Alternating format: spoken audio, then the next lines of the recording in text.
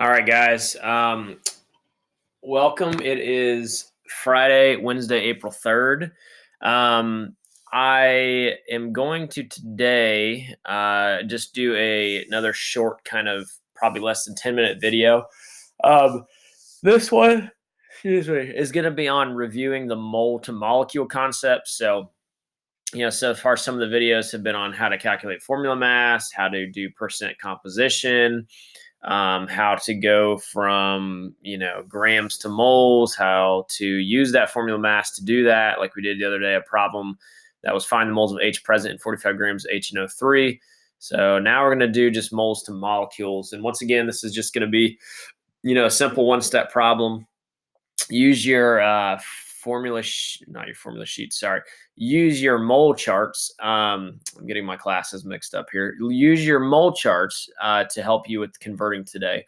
So I will go ahead and get into it. Also,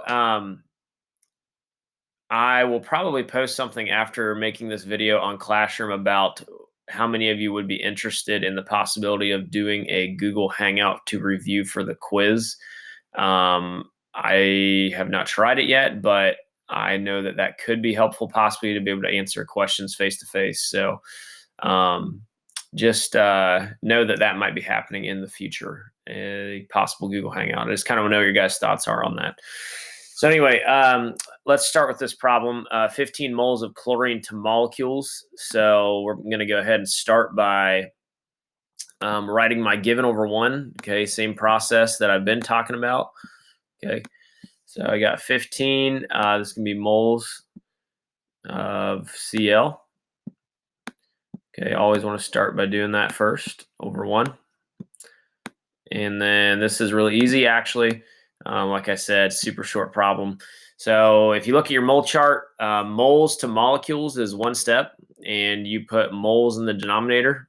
So this is going to be 1 mole of Cl. Okay. And these are going to cancel right here and here. And the numerator is going to be molecules of Cl. Okay. And that number, if you guys remember, is going to end up being the 6.02 times 10 to the 23rd, which is in your mole chart as well. That is Avogadro's number. Okay. So last step, pretty easy, is we just plug in and we solve. So I'm going to take this number and multiply it by 15. Working from home, I feel like I yawn about every video. Always super relaxed. So anyway, 15 times 6.02 times 10 to the 23rd.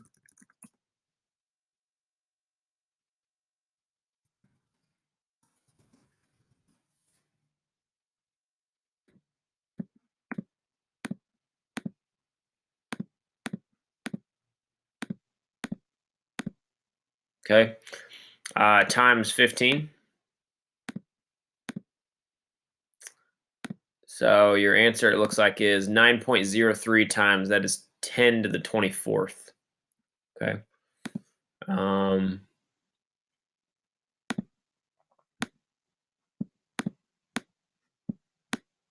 And that is going to be molecules of Cl.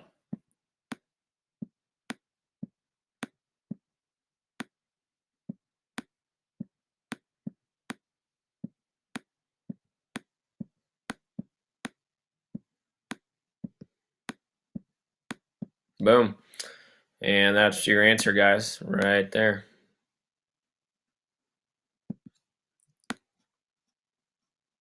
Wow, that's a bad box. Anyway, that'd be your final answer.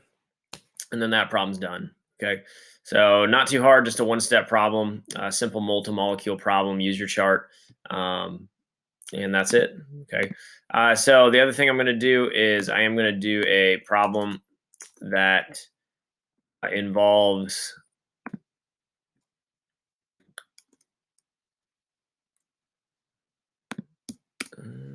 okay.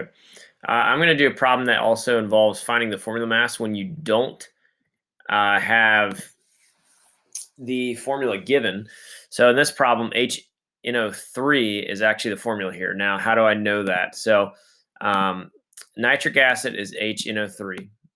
And we talked last unit. So this is where last unit still comes into play, and you still got to know polyatomics. Okay.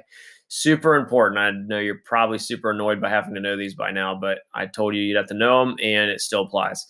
So nitric acid, the reason you know it's got to be NO3, first of all, NO3 is nitrate, which is what we're talking about here.